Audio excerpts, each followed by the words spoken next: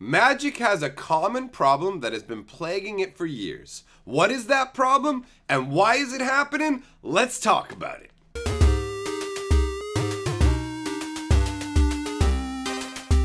Greetings, owners of fine luxury cardboard rectangles, and welcome to my video on the common problem with Magic the Gathering. What am I going to be talking about here? Well, specifically, we're going to be talking about overlooked artwork on common cards. We're not going to be sitting here highlighting all the cards in the game because there's so many examples. I have a handful of examples here from Dominaria that I am going to use to illustrate my point. Now, the reason that I want to have this discussion is artwork on Magic cards is near and dear to my heart. It's actually the artwork of the cards that got me into the game. The whole flavor concept of the mechanics of the card combined with card art is what drew me in the first place. Watching my friends play this, I kind of shrugged my shoulders and went, meh, I don't care that much about it. But then flipping through the cards and stumbling on Personal Incarnation and falling in love with the artwork pretty much immediately in the card, that was enough, just one card was enough to draw me into the game. And there are all these pieces of artwork that are created. It's not like artwork that is created for a rare card that everyone's going to want to have is given like more time and more love. Like all Magic art is created with equal amounts of love and attention by obviously different artists with different levels of skill, but all very, very talented individuals. So we have some artwork here, and some of the examples I have of cards that are just going to absolutely languish, all right? And we'll start talking about it with Grow from the Ashes, okay? So we've got it. It's on. Carly's going to use her editing magic to make it appear up on the side so you can see. So in this artwork, we have a Phyrexian machine that is like broken down. It's old. Either it just broke down over the ages or got destroyed and it's just sitting there just rotting away, kind of rusting away. And you've got this amazing forest growing up out of it and the sunlight is just dappling down upon it. It's a really nice kind of serene, it's got like, there's no menace left to the Phyrexian, right? It's almost like a giant potter plant now. The artwork just really speaks volumes about what's going on in the world.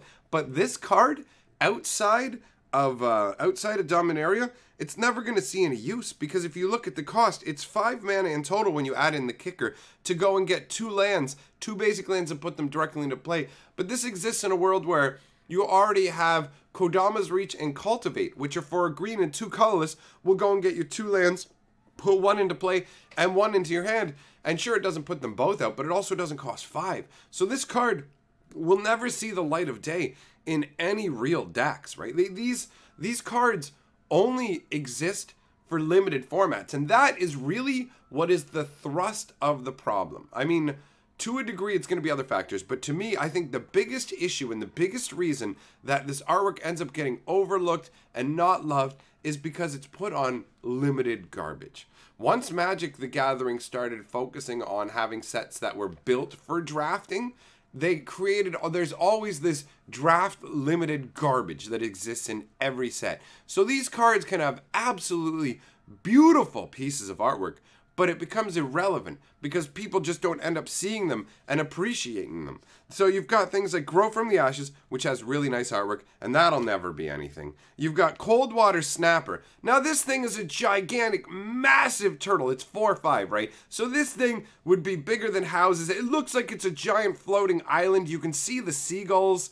Like in the water, if it was just out there and you couldn't see its head, it would look like a giant floating island. It's got all like the green moss growing on its legs and everything to give it that kind of verdant feel. And they've got all the seagulls flying around it. Now this artwork is amazing. Look at it. It's really, really lovely. The area that the turtle is in looks fantastic as well. But this card will never be appreciated by anybody because it's absolute trash. It's 6 mana for a 4/5 hexproof. Nobody but like maybe a turtle collector is going to give a damn about that card. But somebody spent a lot of time, what's the artist's name here? Not somebody. Jason Kang spent a fair bit of his life creating this artwork, putting a lot of effort into it to be the best that it can be. The thing is, when the artists create this artwork, they don't know it's going to be put on some jank limited card. And sometimes they can be doing it something like, okay, that video that I did about the Sword of Feast and Famine that that sword, that the promo one, that ended up slipping out and people ended up getting it. Well, the art for that was never really used. They printed on a few copies of the promo card that never got sent out to the public, and then I believe they also used it for MTGO. So like the artists don't know what this art is being created for, so they put their all into it, because this could be on the most epic card or the most worthless card. And you got cards like Sergeant at Arms, to me, is a great example, because if this was one of those rares, like, the name is escaping me right now, but there's a 1 white, 4 colorless 2/2 knight that makes 2 1/1 soldiers. You can pay 1 to sacrifice a soldier token to fog for the turn, right?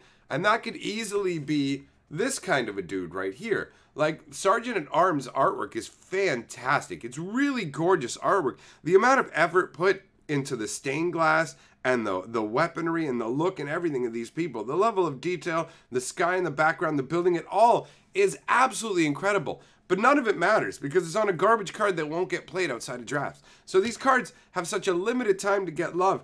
And another thing is people will start to fall in love with the cards that they keep seeing over and over because they're powerful cards, not because the artwork actually warrants it. So cards that aren't that great in terms of art will get a lot of love just based purely on power level, which is just hilarious. I mean, look at guys, people loved Psy Blast, but the artwork on Psionic Blast is just terrible. Just terrible.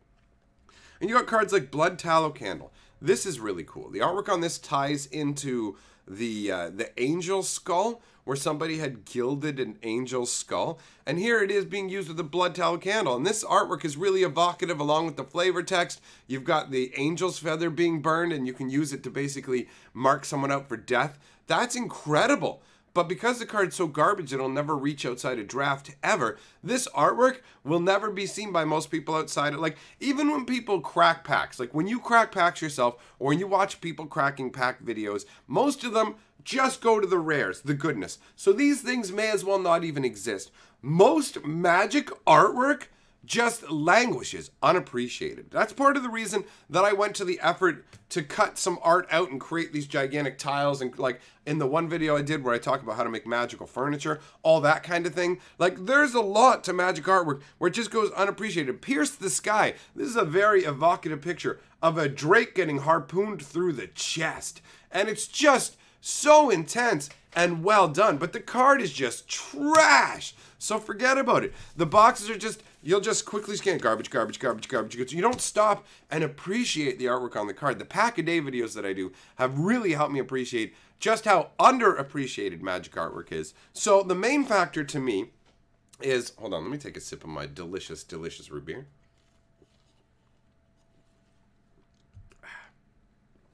The main issue to me is draft by Wizards Design necessitates a lot of garbage cards. So you have a bunch of cards that have amazing artwork that will never see the light of day outside of a draft because they're just trash. On top of that, you have the fact that people will pay way more attention to powerful cards, even in like constructive formats or whatever. Those cards are going to get more attention, more love, or whatever. So the majority of commons and uncommons just won't even be looked at a second time by people, because when you look at the card, when you're looking for cards for your deck, you don't look at the artwork. You read the cast cost, you read what it says in the, like, the power and toughness, you read the abilities or whatever, and then maybe briefly glance at the artwork. But that's not factoring in whether you're going to use the card or not. And the more you see the card sitting in your hand while you play, the more affection you're going to grow for that, and the more appreciation you're going to get, the more aspects of the artwork you're going to be able to pick out. So to me, this is definitely a common problem with Magic the Gathering. Now, I don't know how many people feel the same way I do. Do you guys spend a lot of time looking at the artwork? Do you not really care? Would you care if the artwork was worse? How important is the artwork to you overall? How much does it factor in to your enjoyment of Magic? Is your enjoyment of Magic just purely based on like the mechanical underneath, or do the aesthetics and the artwork also play a major or minor role for you? I'm genuinely curious, because this is something that's going to vary from person to person, and we're all different that way. So, thanks for coming by. Let me know what you guys think, and I will see you later. Latorian. Latars. Don't be a latard. What's that, girls? Reprint Chaos Orb? Oh, no, you are the 6th color of Magic.